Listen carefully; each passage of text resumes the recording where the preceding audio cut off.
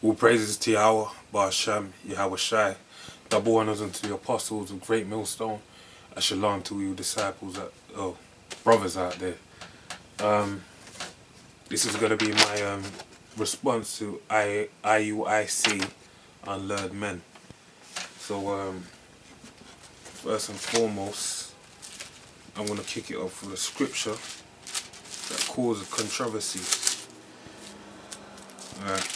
So this is Galatians 3:26. Salakia 3, I'll get straight to the point, 3:28.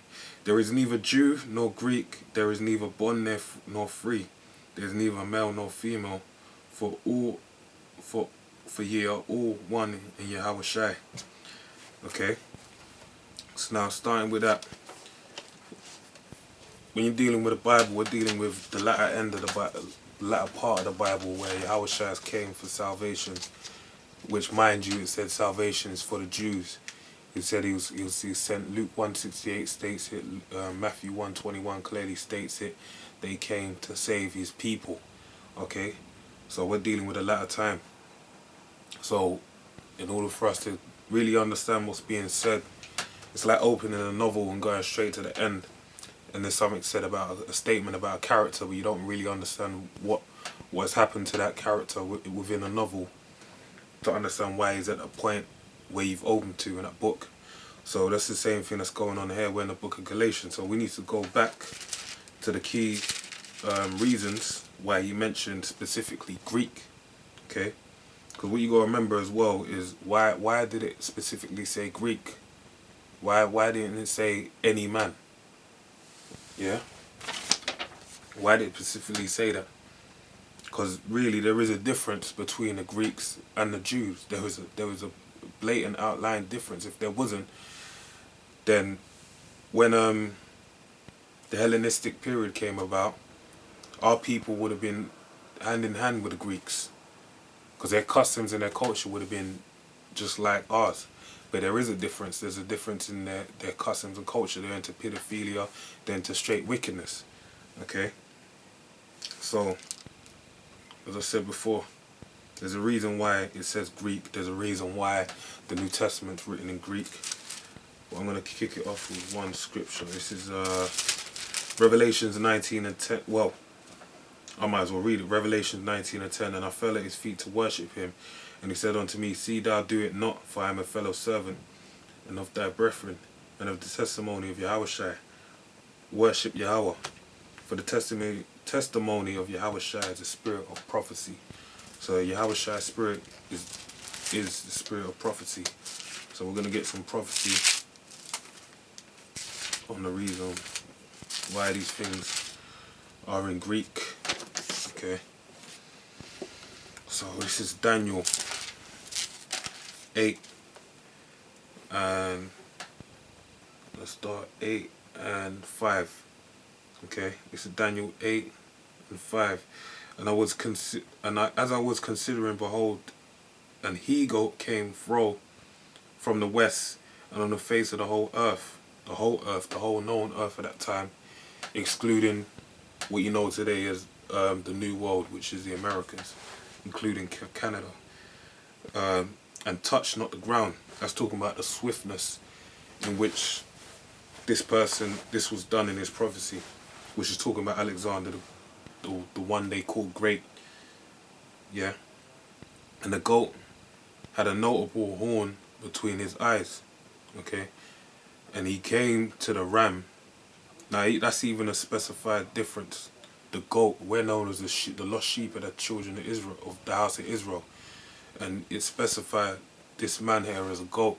So there's a different. Even Yahweh Shai said he's coming to separate the sheep from the goat, from the goats, man. And he came to me to the ram that had two horns, which I had seen standing before the river, and ran unto him in the fury of his power. Now that ram with the two, well, it's gonna break it down by itself. And I saw him come close unto the ram, and he was moved with choler. That means like great hatred. against him, and smote the ram, and brake his two horns, and there was no power in the ram to stand before him, and cast him down to the ground, and stamped upon him, and there was none to be that could deliver the ram out of his hand. Therefore the he-goat waxed very great, and when he was strong, the great horn was broken, and for it came up 4 notable ones toward the 4 winds of heaven. So now I'm gonna go into the latter of this chapter, being I'm gonna start with verse 20. The ram which thou sawest having 2 horns is the kings of Media and Persia. So it basically blatantly tells you the ram is the kings of Media and Persia, Xerxes, Darius, Cyrus, so on and so forth, the many different kings that came out of that kingdom. Now that being broken, whereas 4 stood up for it, 4 kingdoms shall stand up. So lucky I missed that one verse. And the rough goat is the king of Grecia. So that's talking about Alexander the Greek. And a great horn that is between his eyes is the first king, Alexander. Now that being broken, whereas 4 stood up for it, 4 kingdoms shall stand up out of the nation, but not in his power. So basically 4 nations. He didn't have no posterity, no children.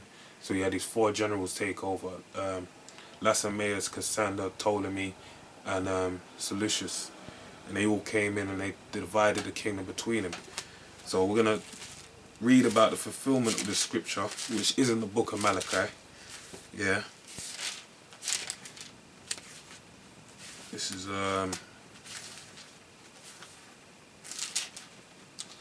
so lucky, bear with me. Okay, this is first Maccabees 1:1, and it happened after Alexander the son of Philip the Macedonian, who came out of the land of Shittim, which is talking about Cyrus, that's the biblical name, has smitten Darius the king of Persians and the Medes, as it mentioned before in Daniel, the 8th chapter we just read, that he reigned in his stead the first over Greece, and that's that king, and made many wars and won many strongholds, and slew the kings of the earth, took over the whole earth as it mentioned as well, and went the whole known world at that time, excluding the Americas, and went through the ends of the earth and took spoils of many nations, insomuch that the earth was quiet before him. So he had total dominion over the whole eastern hemisphere of the earth, who became tributaries unto him.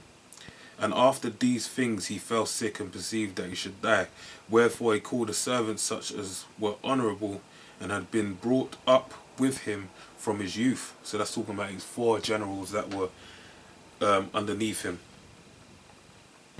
As the prophecy said, this is Yahweh showing you the truth of Yahweh, that all these things were written before, Daniel was written before, and this prophecy played out during the time of the Hellenistic period, in its infancy, and part of his kingdom among them while he was yet alive. So Alexander reigned 12 years and then died, and his servants bare rule, every one in his place. And after his death they all put crowns upon themselves, so did their sons after them many years, and evils were multiplied in the earth. So that shows you that these 4 generals that took over those different, that divided the whole known world as it was at that time, they ruled over everything, his place, and their children and their lineages going on down. Now, and it says evils were multiplied in the earth. So that even shows you further again, like I said, there's a total different culture between the 2, Greeks and Israelites. Yeah, them being the evil, us being the righteous, because it tells you when the righteous are in authority, the people are at peace, if I'm saying it correctly. So, and it tells you also in Job 9:24, the earth is given into the hand of the wicked. So that shows you that those 2 are 2 different spirits, man. So there is a difference between Jew and Greek on that level. So it has to be talking about something else when it mentions there's no difference between Jew and Greek. Okay. So now I'm gonna read about the period of Hellenization. This is the Wikipedia page, Hellenistic period. Now when you scroll down to Judea, as a little information, I'm going to read the whole paragraph. Just quickly go through it. Check it out. I'm just going to read it for the sake of reading it. During the Hellenistic period, Judea became a frontier region between the Seleucid Empire Ptolemaic Egypt, and therefore was often a front line of the Syrian wars, as it mentions in the prophecies of, I believe, Daniel the 11th chapter or the 10th chapter. I can't recall it at this current time, where it mentions the king of the north and the king of the south. That was talking about the Syrian wars for the most part, as far as I know. Changing hands several times during these conflicts. Under Hellenistic kingdoms, Judea was ruled by the hereditary office of the high priest of Israel as a Hellenistic vassal. They're basically an extension, a controlled king, a tributary kingdom under the control of the Greeks.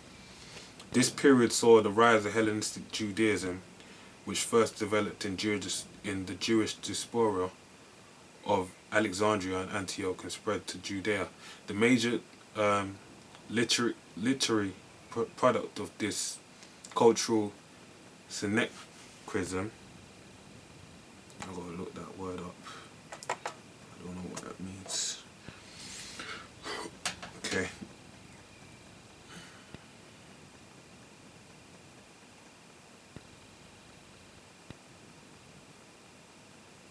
Bear with me a moment, because I want to understand what this word means.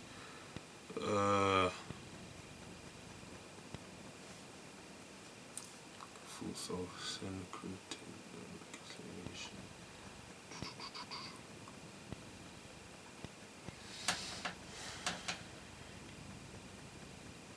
Okay, it says, syncretism. Syncretism. The attempted reconciliation or union of different or opposing principles, practices or parties, as in philosophy or religion. So that shows you there was a difference between the Jews and Greeks. Grammar, the merging as by historical change in a language. Grammar, the merging as by historical change in a language of two or more categories in specified environment into one.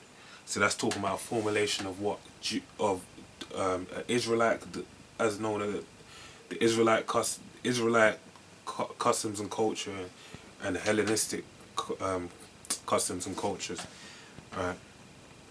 To use both with singular and plural subjects. That's the point. That's the point. Let me carry on reading. Okay, so the major literary product of this cultural syncretism is a Septuagint translation of the Hebrew Bible from Biblical Hebrew and Biblical Aramaic to Koine Greek. So that shows you though that the reason why it was translated into the Greek was because, well, I was going to go on and say, man, the reasons for the production of this translation seems to be that many of the Alexandrian Jews had lost the ability to speak Hebrew or Aramaic. And these are the people, mind you, that knew they were Jews. They lost their ability to speak Hebrew. And I'm going to show you on a level as well. Me, I'm so-called Nigerian of the Yoruba tribe. And I believe it's third generation. My grandparents came over here in the 60s, I believe, or the 50s, late 50s, 60s, they came over here. Then they had my mother and all her siblings over here. So they were English by custom, if you understand what I'm getting. They understand how to speak Yoruba language. They understand they understand it when they hear it, but they can't speak it fluently. They can just understand. You can speak it to them all day. They're gonna understand what you're saying, but they can't speak it back. So to me being born now, I have no flying understanding of what they're talking about at all. And that's me after what my parents were born here and I was born here. As far as I know, I just know the English customs, and I eat a bit of so-called Nigerian food like jollof rice and all these kind of things. So that shows you, in a matter of 2 generations, I believe, or 2 or 3 generations, you lose your customs completely. So imagine over accumulated hundreds of years, of many generations, they're gonna lose it completely. Yeah. So that's why they had to translate it into the Koine Greek. Now I'm reading on. Between 301 and 219 BCE, the Ptolemies ruled Judea in relative peace, and the Jews often found themselves working in the Ptolemaic administration army. So they were assimilated into the army, like Cornelius assimilated into the Roman army. Okay, in Caesarea, which was actually a coast port made by the Herodians to reverence Caesar in his name, okay, which led to the rise of a Hellenized Jewish elite class. Example, the Tobiads. I'm going to look into that. The wars of Antiochus III brought the region into the Seleucid Empire, and I believe Antiochus III actually moved 2,000 Jews over to Laodice, or one of the Greek Laodice, or one of the Greek. He actually housed him over there. He moved a lot of them over to there. So they were even more of the scattering of our people. Okay. Jerusalem fell to his control in 198, and the temple was repaired and provided with money and tribute. Antiochus Epiphanes sacked Jerusalem and looted the Jerusalem and looted the temple in 169 BCE after disturbances in Judea during his abortive invasion of Egypt. Antiochus then banned key Jewish religious rites and traditions. So he basically made it uncomely, a very wicked thing for you to be an Israelite, you know, punishable by death. He may have been attempting to Hellenize the region and unify his empire, and the Jewish resistance to his eventual led to this eventually led to an escalation of violence. Whatever the case, tensions between pro and anti-Seleucid Jewish factions led to the 174 to 135 BCE Maccabean revolt of Judas Maccabees, whose victory is celebrated by the Jewish festival of Hanukkah. So it even tells you that Antiochus tried to form a one world religion, basically, where everyone offered up sacrifices to the idols he presented, and basically attempted to Hellenize the region. So that's that New World Order back then, which is now reincarnated to this time. Again, showing you there's a difference between the Jew and Greeks. Yeah. Modern interpretations see this period as a civil war between Hellenized and Orthodox forms of Judaism. Out of this revolt was formed, now you know why there was so much enmity between the two. Out of this revolt was formed an independent Jewish kingdom known as the Hasmonean dynasty, which lasted 165 BCE to 63 BCE. The Hasmonean dynasty eventually disintegrated into civil war, which coincided with civil wars in Rome. Last Hasmonean ruler, Antigonus II Matthias, was captured by Herod and executed in 37 BCE in spite of originally being a revolt against Greek overlordship. The Hasmonean kingdom and also the Herodian kingdom which followed gradually became more and more Hellenized, more and more Greek, yeah? From 37 BCE to 6 CE, 6 AD, CE meaning Common Era, AD meaning in a year, I know the Dominus, which means the year of our Lord, Yahushai. The Herodian dynasty, Jewish Roman client kings, they were tares by the way, ruled Judea. Herod the Great considerably enlarged the temple, see Herod's temple, making it one of the largest religious structures in the world. The style of the enlarged temple and other Herodian architecture shows significant Hellenistic architectural influence. So that little bracket of history right there shows you within the time of the Hellenistic period how far overreaching their power was. Okay, so I'm gonna read on. We're gonna read back in this now. This is 1 Maccabees 1 and 11. In those days went out of Israel wicked men who persuaded many, saying, "Let us go and make a covenant with the heathen that are round about us. For since we departed from them, we have had much sorrow." So this device pleased them well. Then certain of the people were forward herein, that they went to the king, who gave them license to do after the ordinance of the heathen, whereupon they built a place of exercise at Jerusalem, according to the customs of the heathen, followed the custom of the Greeks, and made themselves uncircumcised, and forsook the holy covenant, and joined themselves to the heathen, and were sold to do mischief. So they're sold to do mischief in that. So if you just give me a second, I'm just going to give a quick intermission. I'll be right back.